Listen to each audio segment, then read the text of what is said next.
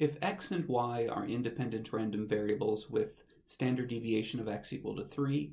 and standard deviation of y equal to 4,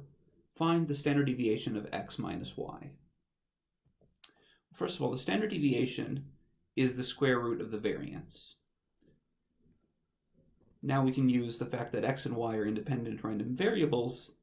and our formula, which tells us how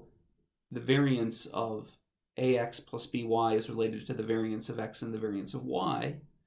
to continue on, and it will give us that the variance of x plus minus 1 times y is the variance of x plus minus 1 squared times the variance of y. And so, using the fact that the variance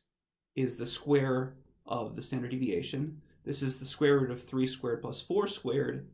which is 5.